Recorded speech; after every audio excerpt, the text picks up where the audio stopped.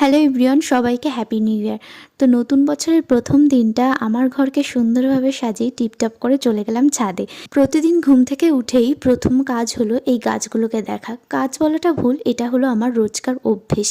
আর এখানে দেখো আমার দুটো গোলাপ গাছে কিন্তু সুন্দর সুন্দর দুটো গোলাপ ফুটেছে, একটা সাদা একটা হালকা পিঙ্ক।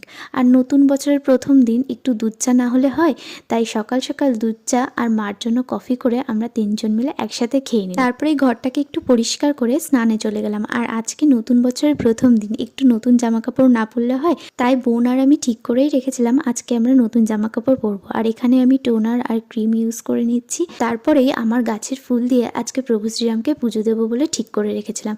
আর ফুলটাও ফুটে গেছে, তাই প্রভু শ্রীরামকে পুজো দিয়ে নিলাম। তারপরে ঠাকুরকে ভোগ নিবেদন করে আরতি করে আমি চলে গেলাম ঘরে। তো যাই হোক, আজকে যে যে কাজগুলো ভেবেছিলাম সবগুলোই পুরো কমপ্লিট করতে পেরেছি।